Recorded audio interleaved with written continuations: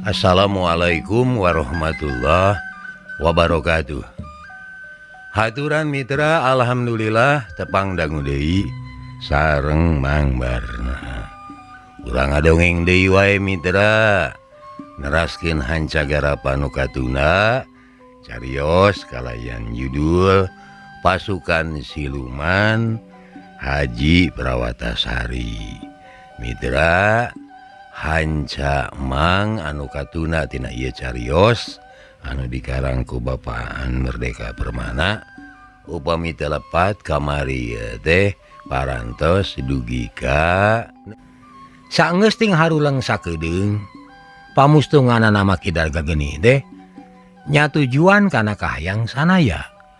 Atuh geus kitu mah deui sanaya teh jung bae initna muru wewengkon pendopo Karapiak. Tah upami telepat mah parantos dugi kadinya nya mitra. Kumaha terasna mangga urang sami-sami lajengkeun deui wae. Sok kaparayun sadayana.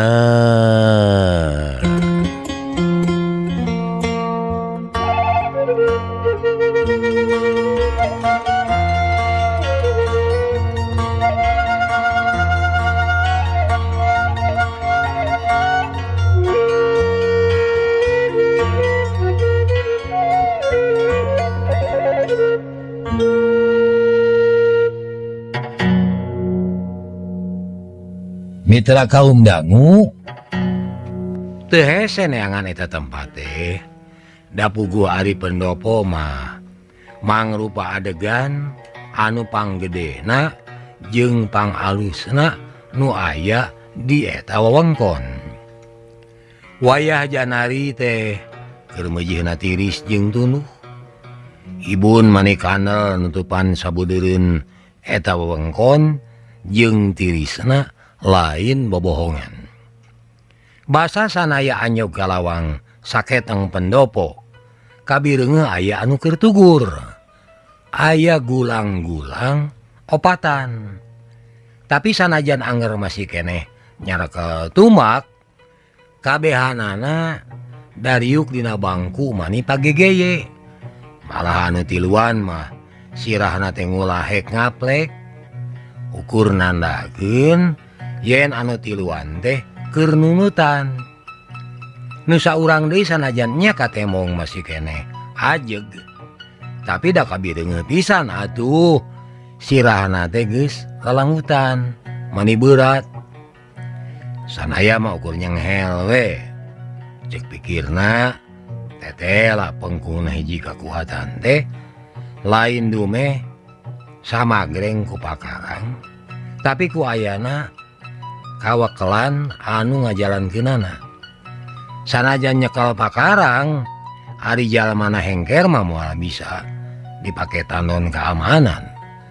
Ceuk pikir sanaya bari ngabalicet sakolepat oge geus aya di jeroeun lingkungan pendopo. Juringgang sanaya jujuringgangan jelung sanaya kudu ngadakom heula dina tukangeun hateup jure sabab dihanap aya anu ngulunu.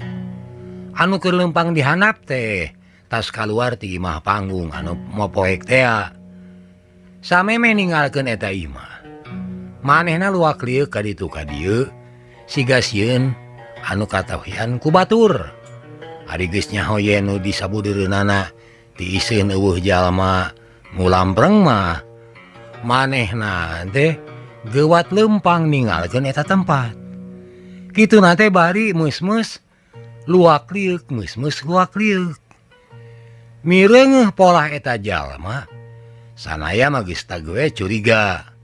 Satadina mah manehna teh arek nuturkeun jalma dieu ngan kaburu ngadenge paguneman ti jeroeun imah. Kumaha kadarita bisa dipercaya tah si Sungkawa teh? Ceuk hiji sora lalaki.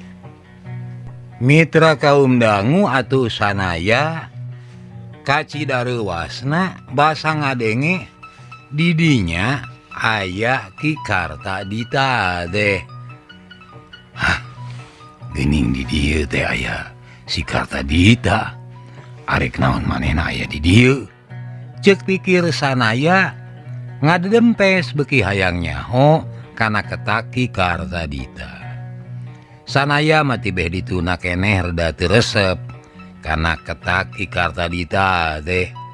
Ceuk manehna mah Ki Kartadita teh paripolahna picurigaeun bareto kabireungeuh boga hubungan jeung Kanjeng Haji Parabatasari. Ari kadienakeun milih jalan hirup sorangan. Jeung gawena teh ngamusuhan ka saban jalma. Kaasup ka Kanjeng Dalam Wiratanu di padaleman pamoyanan. Sanaya boga sangkaan. Sanajan Ki Kartadita tetep ici kibung dina perjuangan ngalawan kumpeni, tapi manehna mah bajuang teh siga boga pamrih, siga boga cita-cita keur kapentingan sorangan. Ayeuna Ki Kartadita idek liher ditatar ukur. Rek aya naon deui yeuh? Kitu ceuk pikir sanaya. Kusabab curiga sanaya mah terus we ngadedempes rek ngadedengekeun paguneman Ki Kartadita jeung lalaki anu aya di jero eta imah. Pasarembang Ki Sunggawa bakal bisa nuturkeun ka hayang urang sabab manehna teh keur aya pangabutuh eta teh. Omong Ki Kartadita. Nya di kitu teh mah kami ge nyaho. Ki Sunggawa teh hayang dibenum jadi pati. Tapi pan Kanjeng Tumenggung mah teu ridoeun. Sabab Ki Sunggawa teh jalmana lanca-linci. Di mana aya anu nguntungkeun eta anu disusul. Ceuk saora lalaki anu sanaya acan nyaho saha-sahana. Bae handap cenah kitu. Sabab dina hiji waktu mah nguntungkeun urang. Ki Warandika temal Ki Kartadita. Kakara ayeuna sanaya nyaho yen lalaki anu keur diajak cacarita ku Ki Kartadita teh nalahna Ki Wirandika. Ngan sanajan kitu anger we sanaya mah henteu apal saha ari Ki Wirandika teh. Nguntungkeun piraku jalma nu lanca-linci jeung hianat disebut nguntungkeun? Ceuk Ki Wirandika heraneun. Wirandika, anjeun masih anu acan dewasa kali mikir teh. Yo, dengekeun. Naon-naon ge eueuh anu teu guna. Sanajan kokotor embe atawa sabi anu cenah geuleuh keumeuh rarujit jeung barau oge. Kaban mangpaatna teu kurang-kurang. Keur gemuk tutuwuhan nen. Tah, jalma lanca-linci oge bisa jadi mangpaat. Lamun polana jang kauntungan urang mah. Kitu. Ceuk Ki Kartadita ngahahah deui.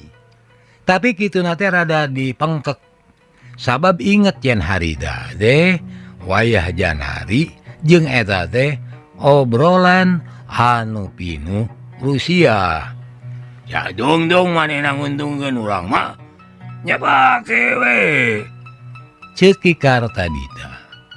Oh, kaasup rek dipake bawahan urang engke nya.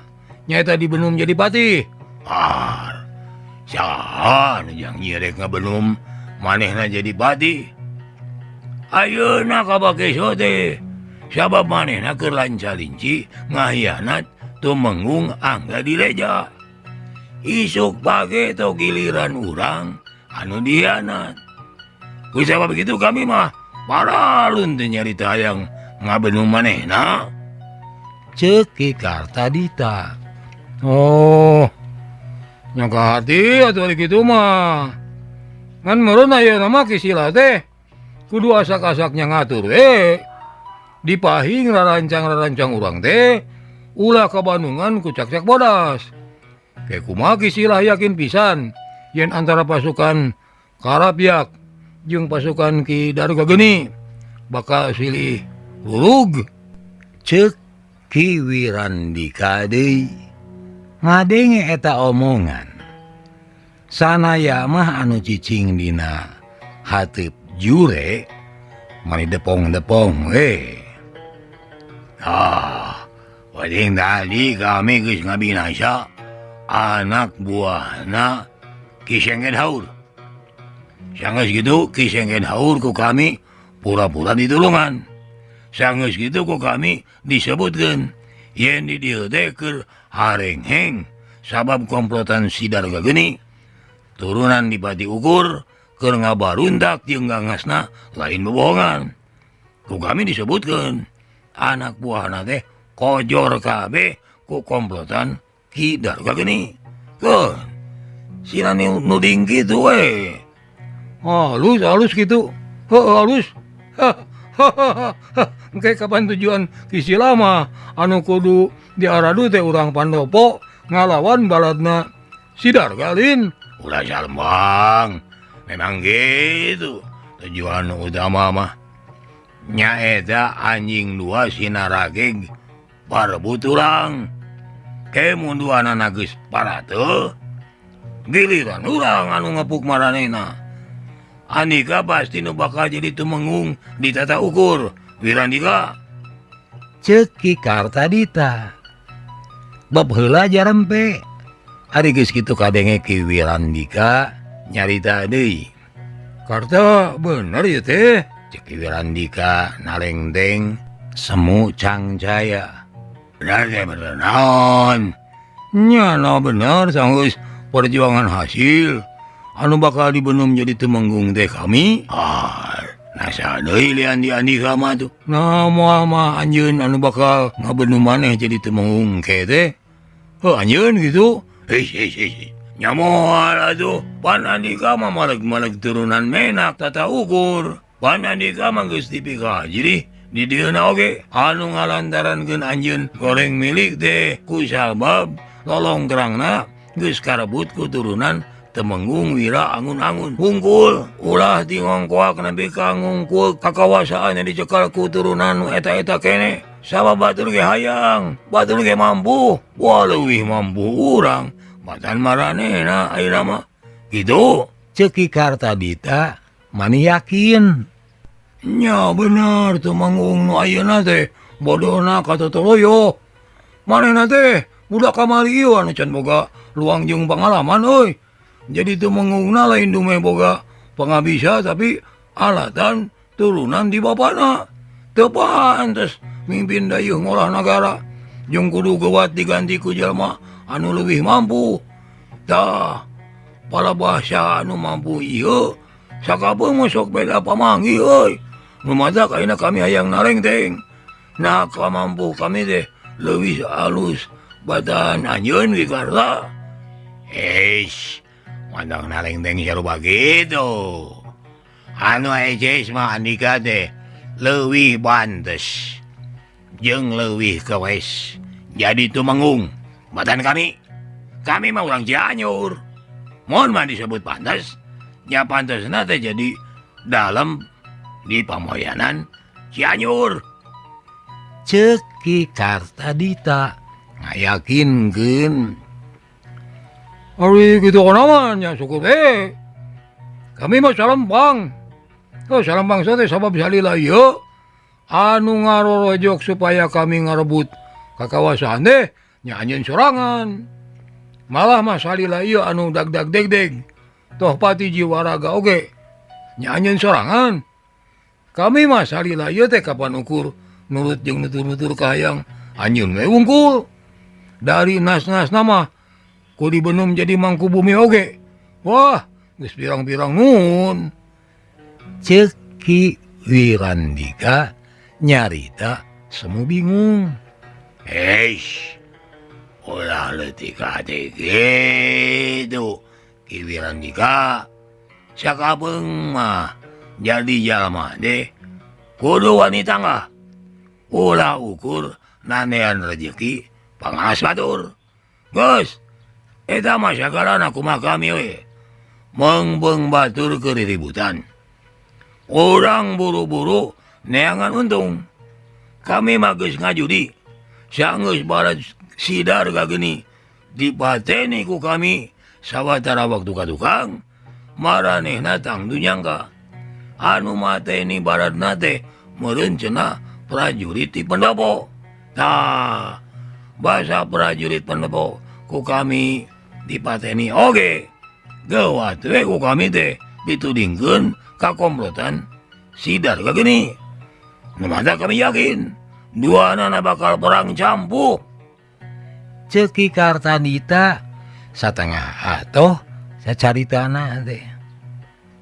sanaya anu keur ngadepong di luhur hateup teh bati ngageremet we malah cekerentos hatena nyan kurang ajar si Kartadita teh keur jadi euwah-euwah nyieun kajahatan geuning heuceuk hate sanaya bari nahan amarah ari geus nyaho kitu mah bari rerencepan sanaya ninggalkeun eta tempat anu dituju teh arek geuwat-geuwat nepungan kidarga geni sabalad-balad maranehna kudu geuwat-geuwat di bejan sabab eces keur diadu domba ku si Karta ceuk pikir sanaya ngan sabot mikir-mikir kitu sanaya teh rada balangah di pakarangan pendopo manehna pasangrok jeung sabubuhan tugur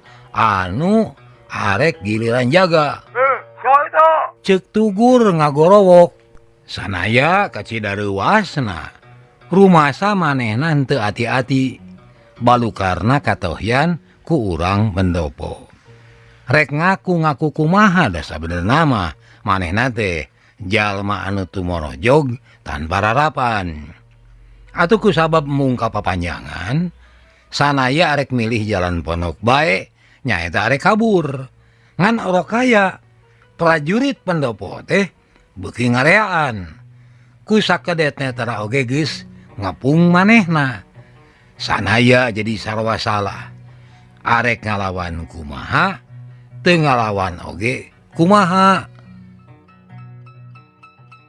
mitra kaum dangu sabot sanaya mikir kitu rupa-rupa pakarang geus ditodongkeun ka manehna ari geus kitu mah sanaya geus teu bisa kukumaha memang lamun niat mah sageprakan oge manehna bakal bisa meruhkeun para prajurit anu ngepungna tapi lamun geus kitu hartina bakal nyatru jeung urang kalapyak padahal kapan maksud manehna datang ka dieu teh lain rek mumusuhan jeung urang dieu tapi sabalikna hayang ngarengsekeun sakumaha anu diamanahkeun ku Ki Ragapati ngadenge anu ribut-ribut ti saban adegan imah rajo jalma anu datang nyampeurkeun teh di antarana Ki Kartadita jeung Ki Wirandika Ki Kartadita mah katemong ruwaseunana sanggeus nyaho anu dicangkalak teh sanaya ngan manehna teh mani pinter pisan sanajan manehna milu mariksa tapi saeutik oge teu nyirikeun yen manehna wawuh ka sanaya cangkalak we heula geus kitu berok di pangberokan ceuk Ki Wirandika nitah prajurit pikeun nyangkalak sanaya ari pangberokan teh pernahna jauh di tukangeun pendopo tempatna rarupek jeung barau loba kamar leutik make jaruji besi tapi eueuh pangeusina ukur nandakeun yen di lingkungan Kabupatian Bandung atawa sakurang-kurang dipusir dayeuh karapiak teh eueuh kajahatan.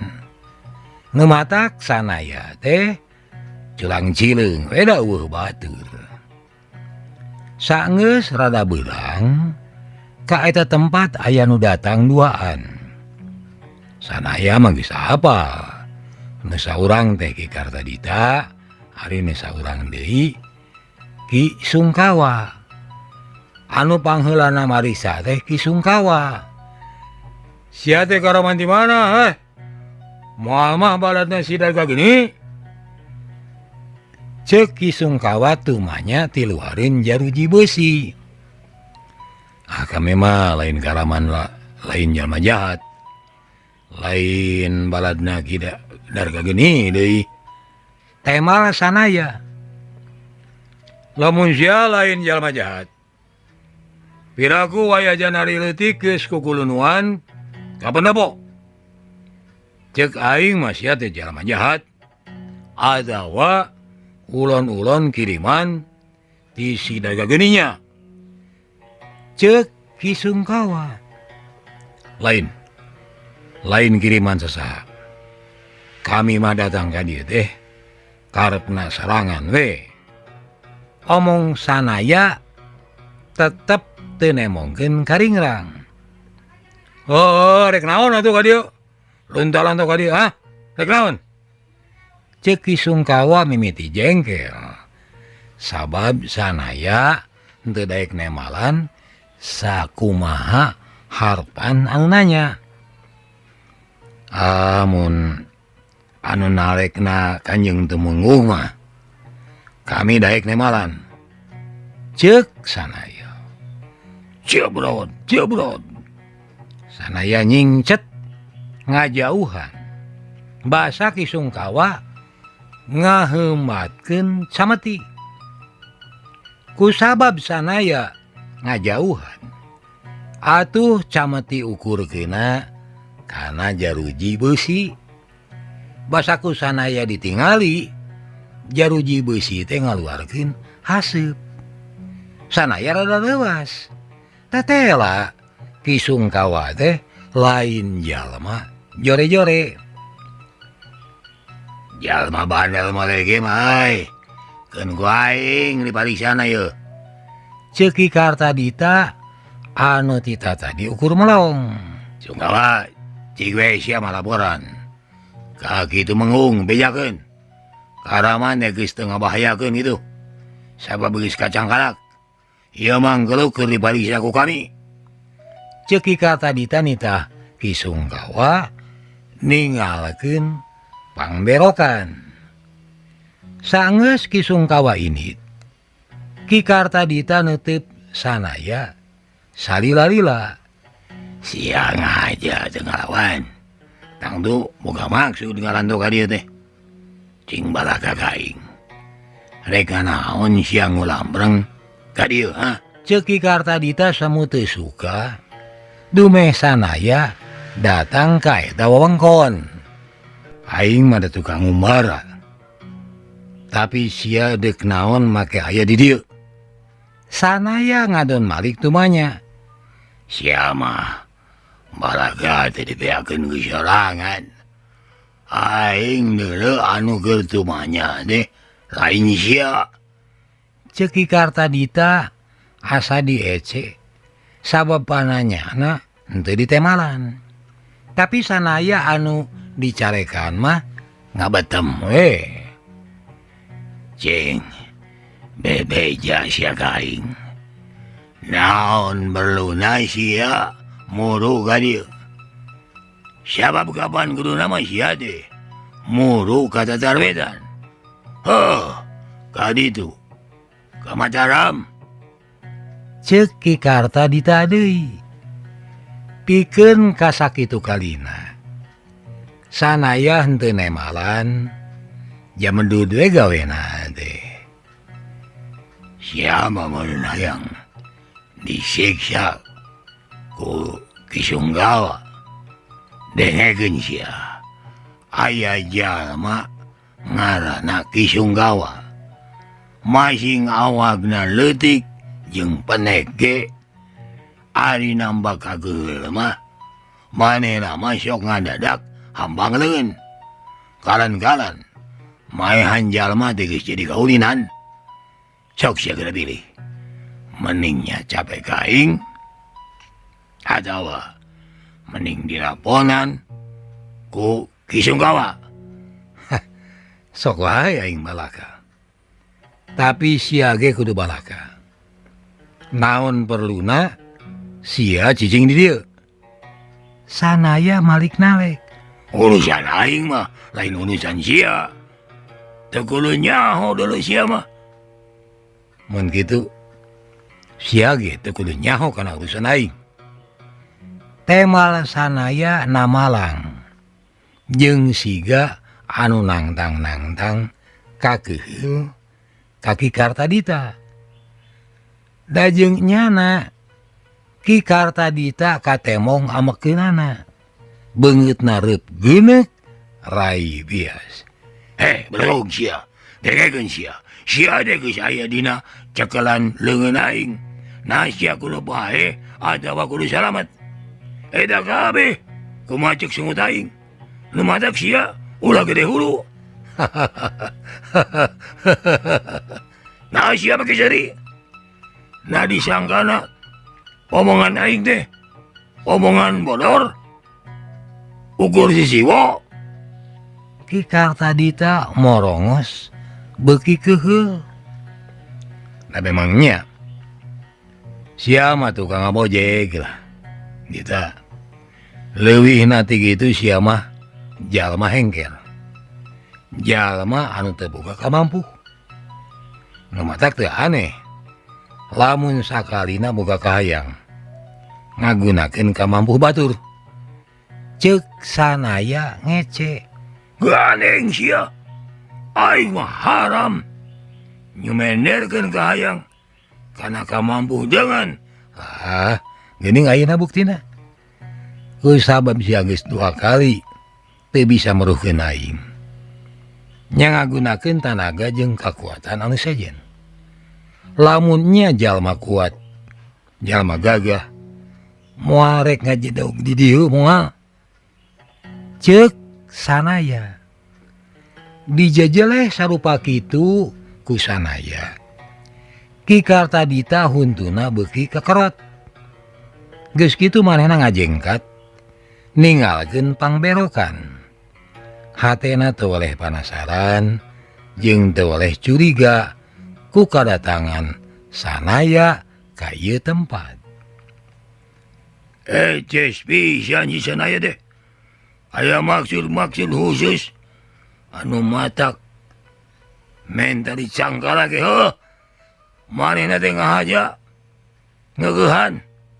Damun niat ngalawan mah manehna moal bisa kacangkalak. Kira-kira eudeuh naon eta kunyuk asup ka dieu moal mah eudeuh ganggu kana raranjang-raranjang aing gitu. Ceuk pikir Ki Kartadita nebak-nebak pamaksudan sanaya. Datang ka pakarangan geus pasang rok deui jeung Kisungkawa. Anu tos laporan ka Kanjeng Tumenggung Angga Direja. Kumaha Ki Karta ngaku teu karaman teh? Kisungkawa teu manya. Urang ajar pisan geuning euy. Eta karaman teh nu matak kitu ge. Poke ku sia urus lah. Mun kudu diraponan nya raponan ku sia. Siksa sing teu bika kapokeun. Mun geugeuh teu daek ngaku podaran-podaran atuh. Omong Ki Kartadita masih keneh nyesakeun kakeuheulna. Malah ceuk gerentesna Ki Kartadita. Sugan we nya si sanaya ku Kisungkawa meureun aing moal ketempuhan. Omongna dina jero hate Ki Kartadita. Sanggeus kitu mah duanana papisah. Ki Kartadita bebejana aya urusan luareun pendopo. Kisungkawa mah geuwat mulu pangberokan. datang ke hareupeun jaruji pangberokan. Ki Sungkawa ngudar Cameti anu tadi nogel dina cangkengna. Basa sanaya mireungeuh nu datang manehna mesem. Tang tu cenah Ki Sungkawa teh dititah ku Ki Kartadita pikeun nyiksa manehna. Cek gerentos hate sanaya lamun kieu carana aing kudu iyatna. Sabab heumatan Cameti Ki Sungkawa teh sakitu hebatna. Kituna teh bari neuteub gerak-gerik Ki Sungkawa. Karaman jahat, tengekeun sia. Nasib sia teh aya dina dampal leungeun aing. Hirup sia, bae sia, kumaha cek sungut aing.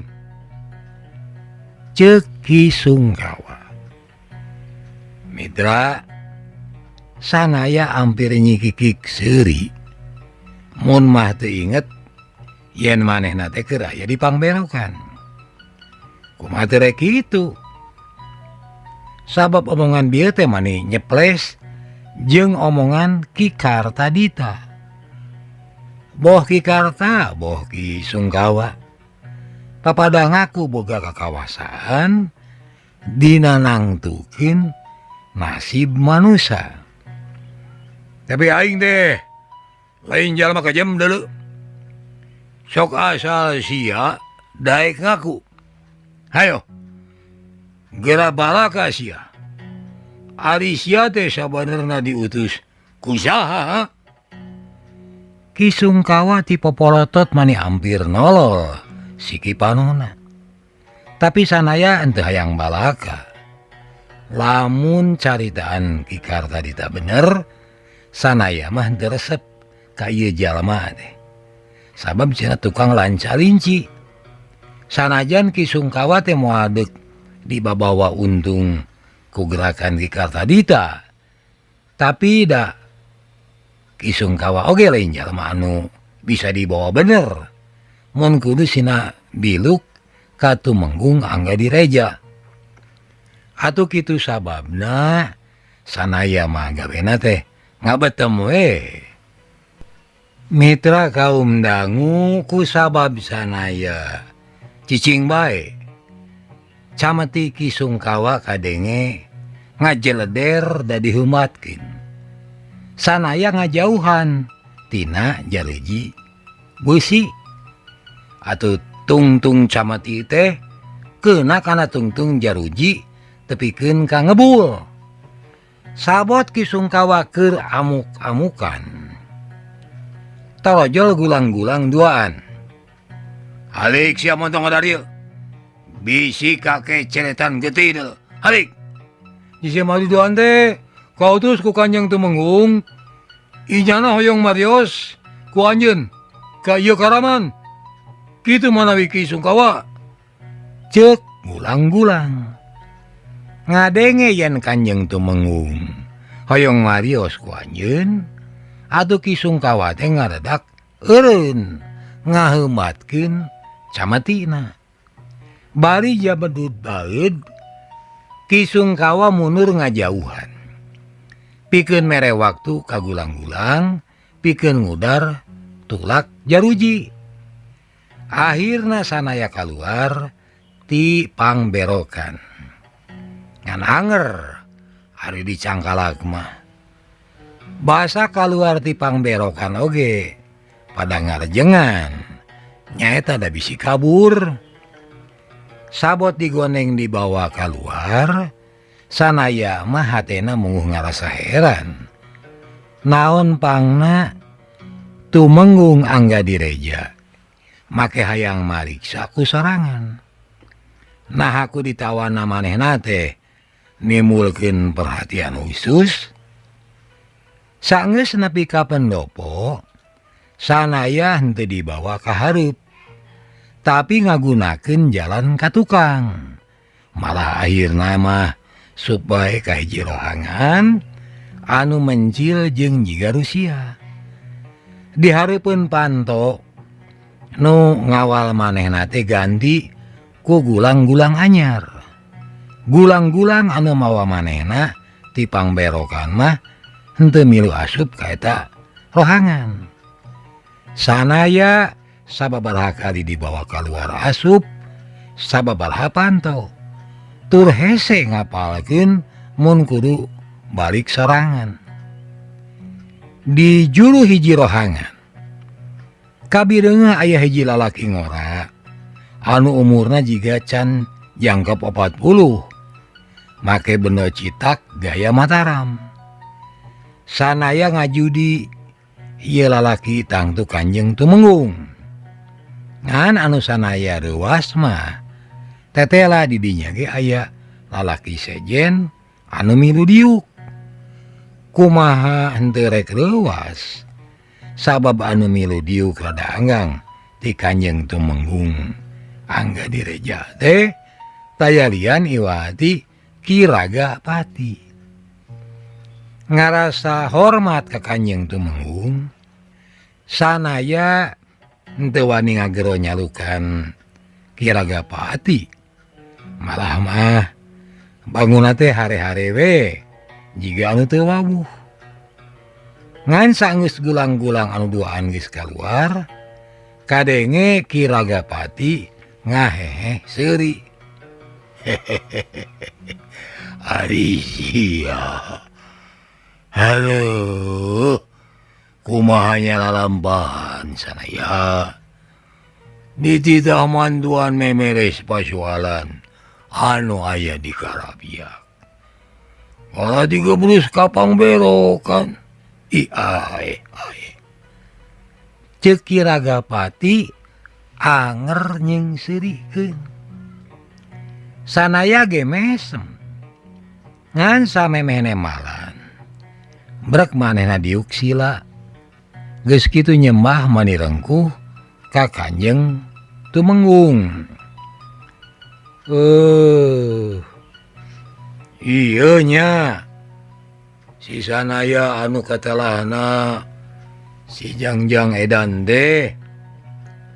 Gusti bareto kami mah nyaho kana ieu ngaran teh yeuh. Betekuhan teu. Ditepungkeun teh Andika kudu diberok heula. Kenaon atuh?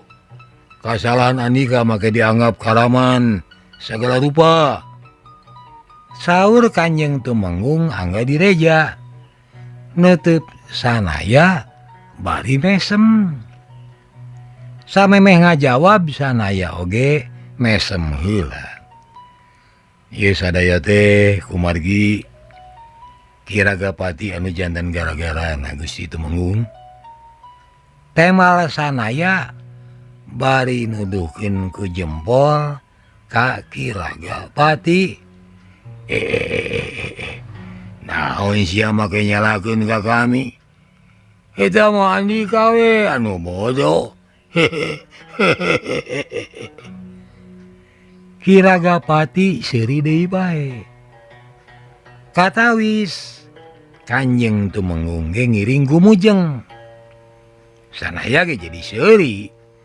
Sigana mah urusan manehna ieu biung memeres kaayaan teh geus kanyahoan ku Kanjeng Tumenggung. Da buktina ieu dalam Bandung teh henteu riuk-riuk bingung nyang hareupan sanaya. Ngan anu sanaya hayang nyaho teh nepi ka mana kanyaho Kanjeng Tumenggung kana masalah-masalah anu aya di wewengkonna. Sanaya cing ayeuna laporkeun ka Kanjeng Tumenggung. Nepi ka mana kanyaho Andika ngeunaan Karapiak akhir-akhir ieu teh? Ceuk Ki Ragapati. Sanaya mah neuteub heula samemeh nyubadanan eta pamenta teh. Nu matak neuteub heula teh kusabab manehna ngarasa heran. Naha Ki Ragapati bet aya di dieu. Padahal panjangjina mah rek nyusul rombongan Kanjeng Haji ka Tatar Wetan. sigana paneguh sanaya teh kateguh ku Kiragapati.